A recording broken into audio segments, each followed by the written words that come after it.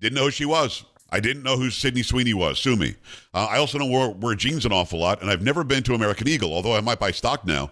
It turns out this controversy just won't go away because of the controversy. Let's talk to somebody who's blonde-haired and blue-eyed. No, it's not why we're talking to Kay Smythe Hill. Of course, Kay Hill is our friend, news and commentary writer. She's going to be on Newsmax even today. She's on there all the time. Kay, how are you? Good to see you. I'm good. I'm good. Feeling very blonde haired and blue eyed today. Well, you got Well, blue eyes too. well, I do not have blue eyes. I've got green They're eyes, like but green, blue. Yeah. greenish something.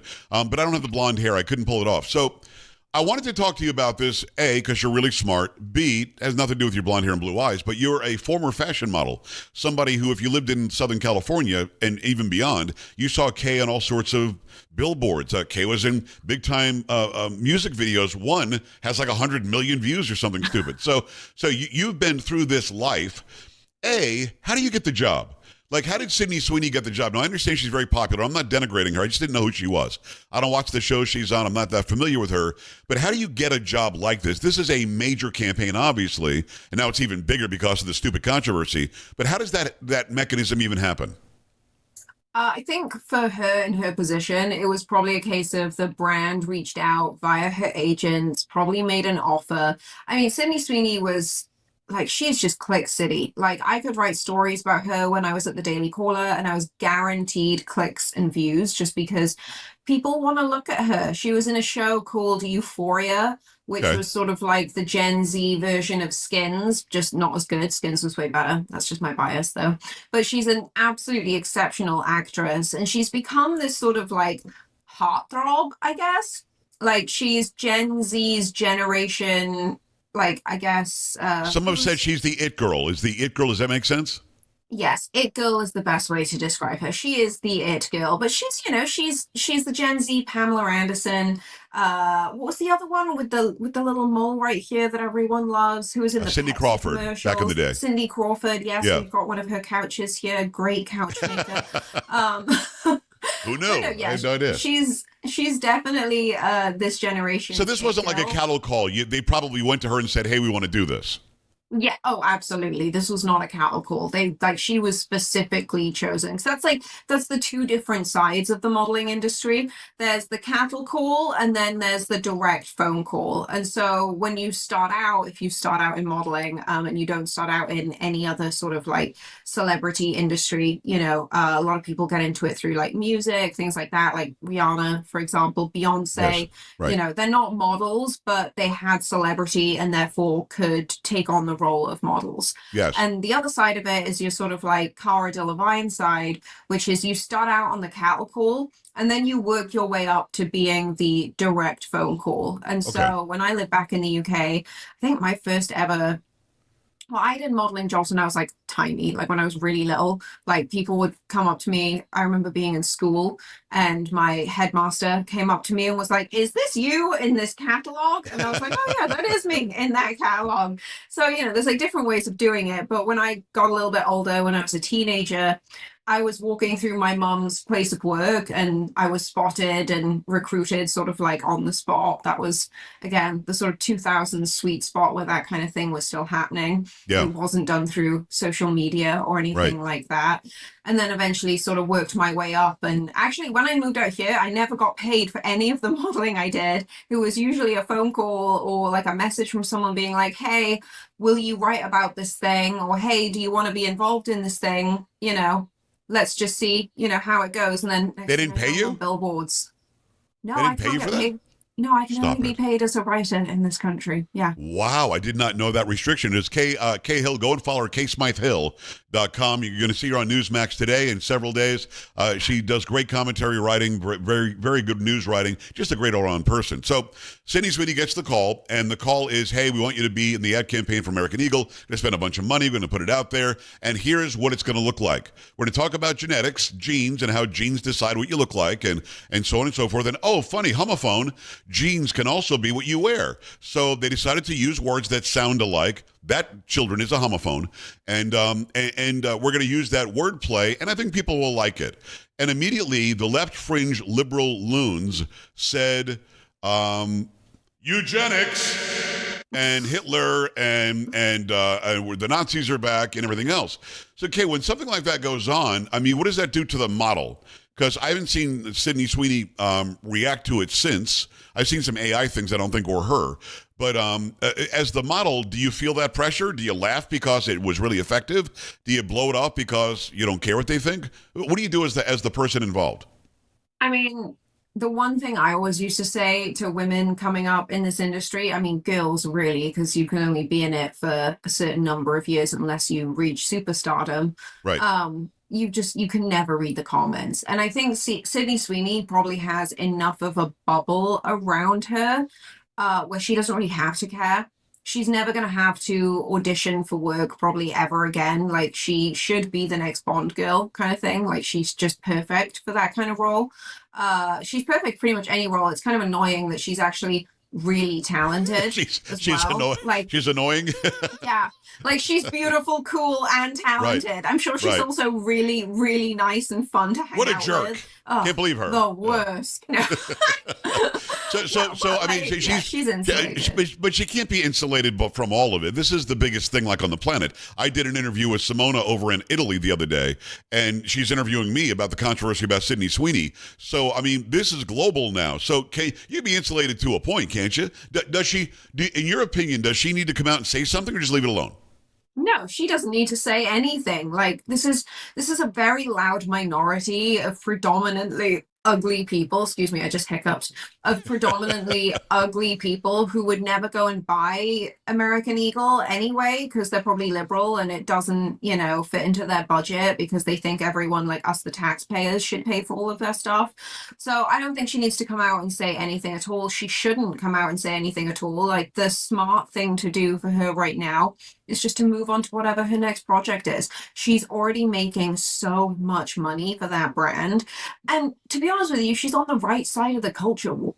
Like, that's the other thing that people forget. Yes, totally. That every single time we get a Sydney Sweeney back in the position that she's in, not because she's blonde with blue eyes, but because she's a beautiful, talented, not getting there because she's got some mental illness or because she's fat and we're supposed to celebrate that now or, whatever. Like, we just had 5 years of the ugliest, worst people in the room coming up and representing brands and watching those brands take a nosedive because this is the thing, right? It's all psychological.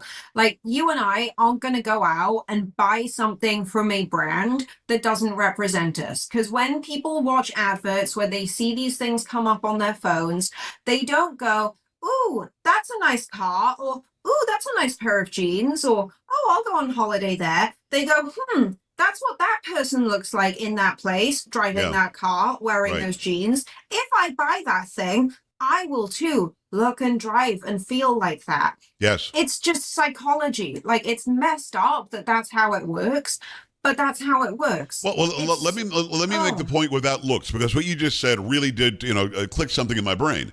I grew up playing baseball. I was a baseball player in high school. I did okay. Wasn't good enough to play in college, but I really, really loved the game. I loved watching my favorite players. I think Reggie Jackson was my favorite player. You don't know who that is because you're younger than I. You don't know anything about the Yankees, I'm guessing, because you're from freaking Wales. Anyway, and having said that. The Braves. It's fine. Yeah, well, there you go. Go Braves. But I wanted to use the bat Reggie Jackson used. Now, again, this has nothing to do with looks. Reggie Jackson's a black guy. I'm a white guy. It wasn't about his heritage. Wasn't about what he looked like. It was about I wanted to hit like Reggie. He was called Mr. October because he did so well in the World Series whenever the Yankees made it. I wanted to play like him. Now, getting that bat didn't make me play like him, but I felt good that I was using a bat that I knew was being pushed by a guy I really did respect and I looked up to. That's what you're saying, right? It's if I want to go buy that bathing suit and there's a guy who's ripped in the bathing suit, I might subconsciously think, man, if I get that bathing suit, I might look better. And there's nothing wrong. Is there something wrong with that? No, I think that's exactly how it should be. And to be honest with you, this is why I really like the Kim Kardashians of the world, where they go out and they pick a range of women or a range of different people to represent their brands, their clothing brands, and what have you. Because she's so smart, she goes, right, I need to hit every single demographic here because each of these people is going to feel slightly different about the thing that I'm putting out. So she actually goes and targets all these different people. She goes for those like deep minority, like the, extremely overweight women, Yes. but also includes the extremely skinny women right next to them. Yes. Because psychologically, that's the smartest way to do it. You It have is. to have the beautiful thin woman, but you can't have the extremely overweight woman without the super skinny woman, Yes. because ultimately, like, I'm sorry, but all women do end up wanting to be the super skinny, gorgeous supermodel woman. Yes. And so it's like this weird psychological thing that happens. And, people can deny that that's real, but it's just not.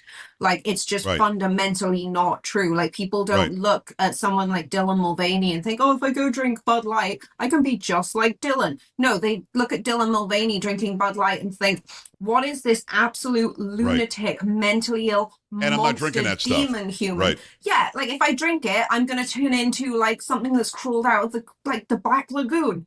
Yes. Like no. Yeah. So No, yeah, it's all listen, psychological. I couldn't agree more. Again, I wasn't familiar with Sydney Sweeney before this, but I have seen the ads now, and I'll be honest with you.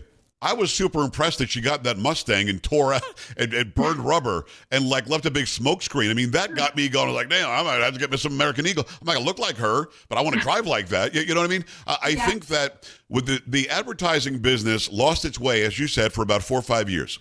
It lost its way because it forgot that it was selling us something that was bigger and better than the life that we live. If I drink Bud Light, I'll be able to hang out with the bikini chicks at the lake because that's what it used to be in the 90s. That's all it was.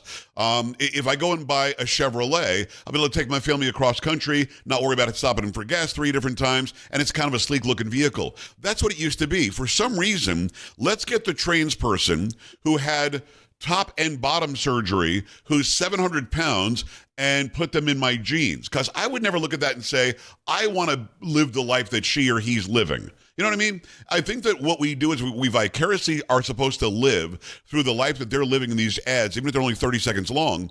And that's the whole job. They forgot the job, I think. They absolutely forgot their job. And I think it's kind of funny actually. I don't know. I think we can look at this hopefully very brief little epoch and go, wow, okay, well we figured out that that didn't make us any money, that that wasn't good for our culture, and it's ultimately not what most people want Yes. to celebrate that stuff. Plus, like, it shouldn't be celebrated. I'm sorry, but I'm sick of sitting here thinking like, oh yeah, let's celebrate the super morbidly obese person, even though that they're the reason that our healthcare system has like literally no money, and they are absolutely destroying their bodies in every way, shape, and form to the point Right. where they'll probably die a lot Let's younger celebrate it, than though. most Yeah. people. Like, no, we're not gonna sit here and celebrate that because it's also a type of mental illness, and it doesn't have to be that way. I'm not sitting here saying like, oh, everyone should be skinny and perfect, but I'm saying like, let's not celebrate the stuff that literally destroys ourselves, our bodies, our minds, and Yes. does so for like generations to come. Like, it's really quite sad and scary. And this is what our enemies want. You want to destabilize a nation, make them lethargic, make them like those creatures in Wall-E. Do you remember that movie? I They're all don't. I sitting do there, not. like on the space, like it's like the cartoon. They're sitting on like the little space things, and everyone's too fat to walk because like everyone's just too like Who's watching excited that? to And you watch watch this? TV. Why would you watch Wall-E, yeah, this? it's like the sweetest movie ever. It's beautiful. It's so cute. Let me The watch that robot's the movie. cute part. I won't be looking that one up. No, but I'm with you. I think they want us fat. They want us lazy. They want us to have low testosterone. They want us not to have any muscle mass. They want us not to have any independence in our thought.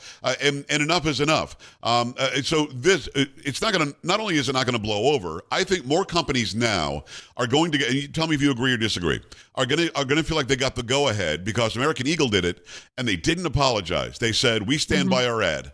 And that's all they had to do. All anybody had to do when they were attacked, when they were trying to be canceled, like they try to cancel me, try to cancel you, all we had to say is, I'm not sorry.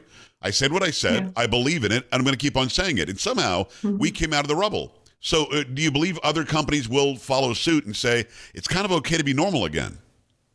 Absolutely. I mean, I think we're already seeing it with like Dunkin' Donuts. I think I saw an Arby's ad. I don't know if it's real or not. Like, I think not only are we going to go back to that, but I think like, any company that doesn't see the value in it, like just the literal bottom line financial value, like American Eagle has skyrocketed in its value. It's a jeans and clothing store. It shouldn't be worth as much as it is, but now it's representative of American culture and the best of American culture. Right. Why would every company not follow that exact playbook? I mean, Well, I mean, any company even that just doesn't for do this at this financial, point, even just for financial means. I mean, what did American Eagle go up 20% almost immediately? yeah, I think it's up some stupid kind of number now. I don't want to say it's up 80%, but it could be. It's like That'd be stupidly crazy. high. And I'm Yeah. here for it. I absolutely love it. I Yeah. think, Abercrombie and Fitch could completely reignite their brand with it. There are so many brands that have failed over the last 5 to 10 years because they lent into the woke mob culture. And it's all to do with marketing. It's all to Yeah. do with advertising. And so I think that, yeah, the more brands that lean into it, the stronger our economy becomes. This has a ripple effect across the rest of the world. Like people don't It does. realize, like it literally makes America stronger. So if companies don't want to do it, bye bye that company. Like you're a bunch They of woke well, idiots. No one Well, they needs don't want you. America to be stronger. That's the dichotomy. It is Kay Smythe Hill. Go to kaysmythehill.com. Go follow her Kay Hill on all the social media. Check her out on Newsmax when she's on there. Amazing news and commentary writer. I would be remiss if we didn't at least for a minute or two mention President Trump on the roof of the White House. It just cracked me up when I saw him walking, and he's like, "What? What's that? What are you doing up there? I don't know. Go for it. You know what I mean? So, I Yeah. mean, I like you would say, I am so here for that he's just a normal dude. You know what I mean? No other president would have done that. Obama's too cool to do it. Biden wouldn't know where the roof is. But you got Trump up there going, "What? We're just taking a walk." When you saw that, you had to laugh like I did. I thought it was so sweet, but it was sweet in that sort of like, that's my really, really terrifying dad or grandpa who would, whoop my butt at any given opportunity, but he's just going for a little walk. Like, Right, that's quite sweet. It's like every now and again, I'll see my husband, John, he'll go for a little walk around the property. In fact, he went and did one just now. So we've been having some fox troubles out here. They've been getting our right. chickens. He was like, I'm going to take a leaf out of Trump's book. I'm going to go for a little walk around the property. Just, go check on all the animals, go see everything. It was so adorable and wholesome, but also just like humbling in Yeah, so many ways. All he did was go for a little stroll on the roof, and it that's made it. me like him even more.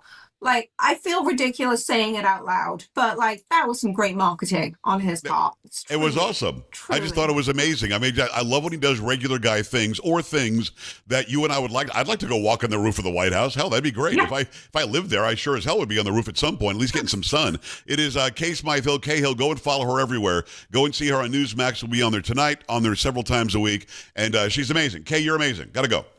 You're amazing, Joe. Thank you. All right, we'll talk to you very soon. We're back after this. Stay right here.